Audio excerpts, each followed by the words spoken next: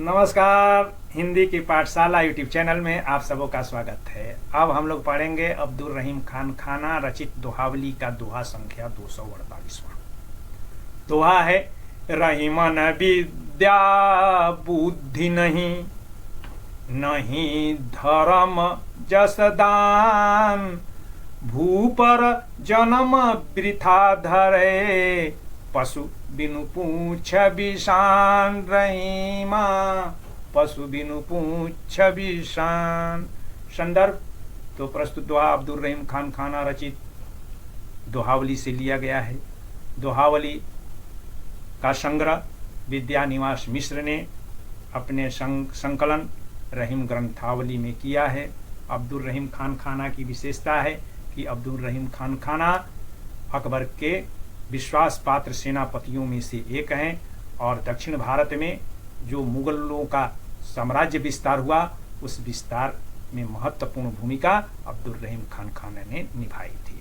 और जितने ये सफल सेनापति हैं उतने ही सफल ये कलम जीवी भी हैं, कवि हैं, लेखक हैं। और इन्होंने विपुल मात्रा में रचनाएं की। यहाँ तक कि कहा जाता है कि इन्होंने ही हिंदी में ब्रजभाषा में सतसई लेखन की परंपरा आरंभ की और इन्हीं से प्रेरणा लेकर बिहारी और मतीराम ने सतसई अपनी सतसई लिखी। बिहारी ने बिहारी सतसई, मतीराम सतसई की रचना हुई थी। यद्यपि रहीम के 700 दोहे नहीं मिलते हैं और यह स्वाभाविक भी है क्योंकि रहीम हमेशा युद्ध के मैदान में रहे हैं, रण क्षेत्र में रहे हैं। तो उस स्थिति में उनकी जो है रचित अधिकांश रचनाएं भूल गई हैं, उनका कहीं कोई अता पता नहीं है। बड़े परिश्रम से उनकी रचनाओं को संकलित किया जा सका है जो यत्र तत्र बिखरी पड़ी थी। यानी कि जहां गए वहां रचना किए और वहीं जो है छूट गया या छोड़ दिए या उसको सहेज करके नहीं रख पाए। अब प्रसंग है तो इसमें रहीम ने मनुष्य के जीवन के उद्देश्य पर प्रकाश डाला है कि व्यक्ति के जीवन का उद्देश्य क्या होना चाहिए। बस जो है खाएं पिएं और मर जाएं, तो ये कहते हैं कि नहीं, व्यक्ति को विद्या ग्रहण करनी चाहिए, उसके लिए उद्यम करना चाहिए, उसे अपनी बुद्धि को तराशते रहना चाहिए, उसका उपयोग करना चाहिए, उसे धर्म कर्म में लगा हुआ रहना चाहिए और उसे अपने सामर्थ्य का, अपने वैभव का, अपनी शक्ति का भी उपयोग करना चाहिए। और जो उसके पास संपत्ति है, जो साधन है, उस साधन को दूसरों के हित में भी लगाना चाहिए। यानी कि दाता भी उसे बनना चाहिए, दान भी करना चाहिए। और अगर वह व्यक्ति इन 5 लक्षणों से युक्त नहीं है, विद्या बुद्धि धर्म शौर्य और दान, तो समझ लीजिए कि उसका वह जो है व्यक्ति नहीं वरन पशु है, पशु के समान है। क्योंकि व्यक्ति जो होता है, जिसमें जो सज्जन होता है, वह इन 5 का है सही उपयोग करता है, सदुपयोग करता है और जनहित में इसका व्यवहार करता है, प्रयोग करता है। मगर पशु क्या होते हैं कि सिर्फ अपनी ही चिंता करते हैं, बस पेट भर गया और फूंक करने लगे। मगर मनुष्य जो होता है पशु नहीं है, वह चेतनशील प्राणी है और उससे अपेक्षा की जा सकती है कि वह अपने संसाधनों से समाज को भी लाभान्वित करे।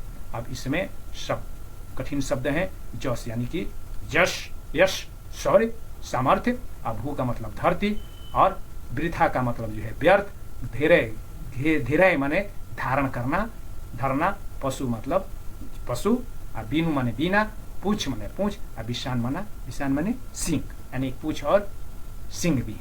तो सरलार्थ और व्याख्या कि रहीम कवि कहते हैं कि जिस व्यक्ति के पास न तो विद्या है, न बुद्धि है, न वह धर्म के बारे में जानता है या धार्मिक कार्य करता है और न तो उसका कोई जस है, यानी कि कुछ किया ही नहीं तो जस कहाँ से होगा, तो और न वह दान देता है, तब वह समझ लीजिए कि वह व्यक्ति नहीं है।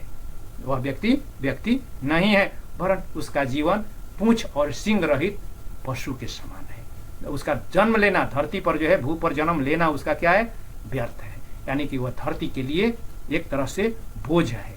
तो जो सज्जन हैं, जो व्यक्ति हैं, उनमें उन्हें विद्या ग्रहण करनी चाहिए, अपनी बुद्धि को मांझते रहना चाहिए और उसे धर्म कर्म करते रहना चाहिए, धार्मिक कृत्यों में भी उसे भाग लेना चाहिए और उसे अपने सामर्थ्य का भी परहित में, परोपकार में उपयोग करना चाहिए। और जो उसके पास आर्थिक संसाधन है उन आर्थिक साधनों का जनहित में, जन कल्याण में, दान में व्यवहार करने वाला होना चाहिए। अगर यह नहीं कर पा रहा है तो उसका जीवन व्यर्थ है, धरती के लिए वह एक तरह से बोझ है।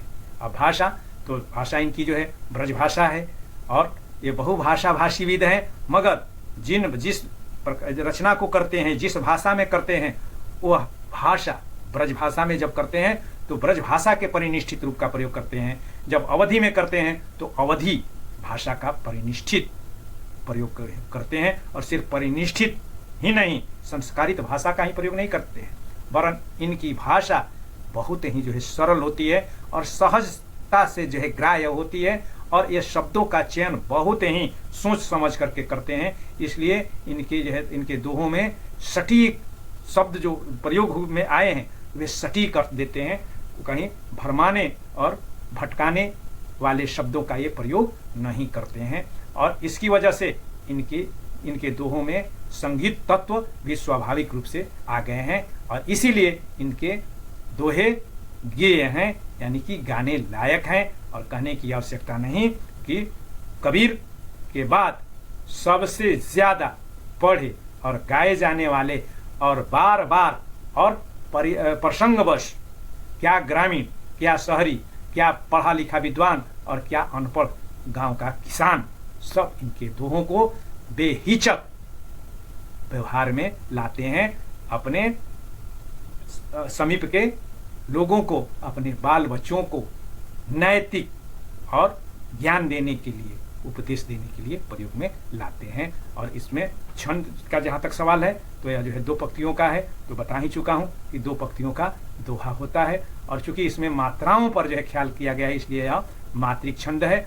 और दोहा है तो दोहा की विशेषता होती है कि 13 और 11 वर्णों पर यति देकर के कुल 24 मात्राएं इसमें होती है और अंत में लघु मात्रा होती है। जैसे 9 और 9 यहाँ पर है तो इसमें एक एक मात्रा, चूंकि ये ह्रस्व स्वर, इसमें ह्रस्व स्वर अ है तो इसलिए इसमें एक ही मात्रा हम लोग गिन भी सकते हैं कि रहीमन 1 2 3 4 5 2 7 8 2 10 11 2 13 1 2 1 3 1 4 1 5 6 7 8 2 10 1 11 तो 13 11 पर यति देकर के 24 मात्राएं हो गई। ऐसी ही स्थिति इसमें भी होगी। और अलंकार तो उदाहरण समेत है, इसमें उदाहरण है और उदाहरण जहाँ होता है यानी कि किसी बात को स्पष्ट करने के लिए जब समझाया जाता है या कोई उदाहरण के प्रस्तुत किया जाता है या उदाहरण के द्वारा, उपदेश के द्वारा जब अर्थ स्पष्ट करने का प्रयास किया जाता है, भाव को सहज बनाने लायक या सहजता से ग्राह्य होने लायक बनाया जाता है, तो वहाँ पर दृष्टांत और काव्यलिंग अलंकार होता है। और अंत में तुकबंदी होने के कारण इसमें अंत्यानुप्रास अलंकार है। और अगर जो है तुलना के लिए करें तो रहीम का ही दोहा अभी पहले हम लोग पढ़े कि रहीमन नीर पखान बूढ़े पैसी जय नहीं, तैसे मूरख ज्ञान बूझे पैसू जय नहीं। और यही बात भर्तृहरि ने अपने नीति शतकम में भी जो है कहा है। वो अलग बात है कि वह उसका प्रसंग साहित्य, संगीत और कला को लेकर के है। तो ये कहते हैं साहित्य संगीत कला विहीन साक्षात पशु पूछ विशालहीन, तृणम न खादन न पी जीवमान तद भाग ध्येयम परम पशुना। यानी कि साहित्य संगीत कला से जो विहीन है वह साक्षात पशु के समान है। कौन सा पशु? यानी कि सिर्फ उसको पूंछ और सींग नहीं है, अन्यथा वह पूरी तरह से पशु ही है। तो वही चीज यहाँ भी है। वहाँ पर साहित्य संगीत और कला की भिन्नता दिखाई गई है, यहाँ पर विद्या, बुद्धि, धर्म और जस दान को। तो आज इतना ही। बहुत बहुत धन्यवाद। अगर कहीं कोई दिक्कत हो तो फोन करना है, कमेंट्स करना है और इसको अपने मित्रों के बीच शेयर भी करना है और स्वयं सब्सक्राइब करना है और मित्रों से भी सब्सक्राइब करवाना है। बहुत बहुत धन्यवाद।